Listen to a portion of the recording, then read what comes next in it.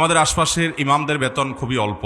যদি বেতন বৃদ্ধির কথা বলা হয় তাহলে বলে 4-5 হাজারে এর চেয়ে ভালো মুফতি পাওয়া যায় এবং অগোচরে অনেক আজে বাজে কথা বলে। এখন প্রশ্ন হলো, ওই সমস্ত ব্যক্তিদের নামাজ কি এই ইমামের পিছনে আদায় হবে? দয়া করে জানাবেন। কয়দিন আগে একটা ভিডিও ভাইরাল হয়েছে, ভারতের একজন আলেম বাংলায় কথা বলেন, বোধহয় পশ্চিমবঙ্গের এরকম কোন একটা এলাকার। তো উনি দেখলাম ওয়াজ করতেছেন, ওয়াজের মঞ্চে মসজিদের ইমাম সাহেবকে জিজ্ঞেস করলেন, আপনি কি মসজিদের ইমাম সাহেব? বলেন হ্যাঁ। জিজ্ঞেস করলেন বেতন কত? তো বলেন 5,000, মানে 5,000 ভারতীয় রুপি। তো 5,000 ভারতীয় রুপি মানে বাংলাদেশি টাকায় তো আরো বেশি।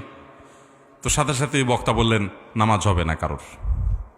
ইমাম সাহেবের বেতন যদি 5,000 দেয় তাহলে মুসল্লিদের কারোর নামাজ হবে না। ওইটা উনি রসিকতা করে বলেছেন, কিন্তু এটা ঠিক যে আমাদের দেশে ওলামা একরামের সম্মানী তাদের বেতন এটা দেওয়ার ব্যাপারে বিশেষ করে মসজিদগুলোতে অত্যন্ত কার্পণ্য করা হয়, অত্যন্ত কার্পণ্য করা হয়। মসজিদ কমিটির লোকেরা এক একজন 6 ফিগারের স্যালারি নেন, তাদের লাখের উপরে বেতন, অথচ মসজিদের ইমাম সাহেবকে 5,000 10,000 দিতেও তাদের মনে সায় দেয় না।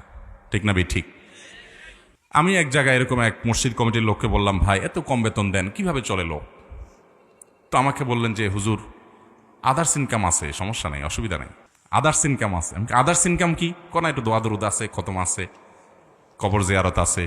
তো কবর জিয়ারত করে টাকা নেওয়া জায়েজ আছে? খতম পড়ে টাকা নেওয়া জায়েজ আছে? মুর্দার জন্য দোয়া করে টাকা নেওয়া জায়েজ আছে? তো এই নাজায়েজ কাজগুলো ইমাম সাহেব বৃদ্ধি করাচ্ছেন, আবার সেই অনুযায়ী নামাজ পড়তেছেন। আপনার নামাজের হাল কি আপনি এবার চিন্তা করেন। কদিন আগে একজনে প্রশ্ন করছে যে সমাজে সব ঘরে একদিন করে হুজুর খানা খায়, অনেক এলাকাতে এটা প্রচলিত আছে, তাই না? এখন মুশকিল হলো চোর ডাকায়েত সুদখোর বুশখোর বাটপার চিটার সবার বাসায় হুজুর খায়। তো হুজুরের শরীরে যত গোশত আছে সবগুলা ওই বাটপারের টাকা দিয়ে তৈরি হচ্ছে। তো এই হুজুর নামাজ যদি পড়ায়ও, এই নামাজের স্বাদ হুজুর নিজেই তো পাবেন, আপনি কোত্থেকে পাবেন? কথা বুঝেন নাই? এই জন্য নিজেরা বাটপারি চিটারি যাও করি না করি, আমরা অন্তত ইমাম সাহেবের খানাটা যাতে পিওর হালাল হয় সেই চেষ্টা করা দরকার।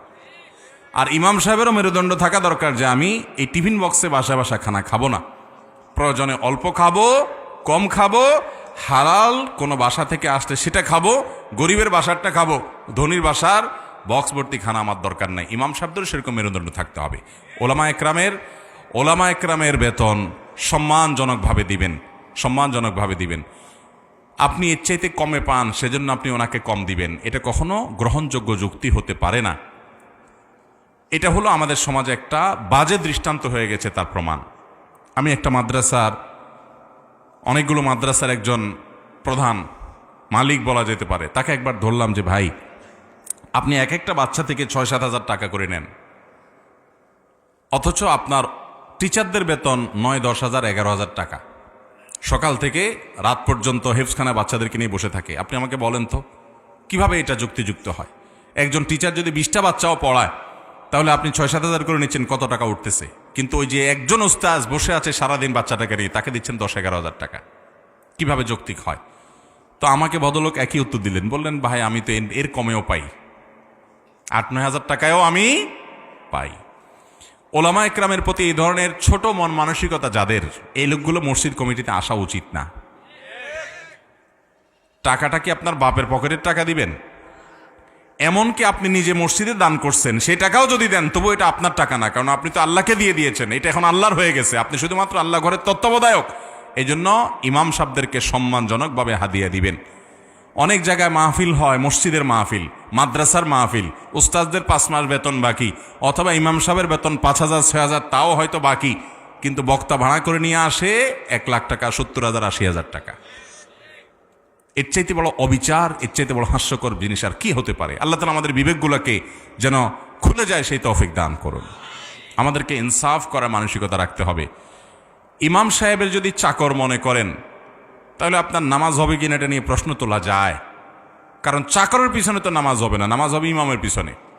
আপনি বলবেন চাকরও ইমাম হতে পারে, চাকর যখন ইমাম হবে তখন আর চাকর থাকে না, তখন তার নাম হয় কি?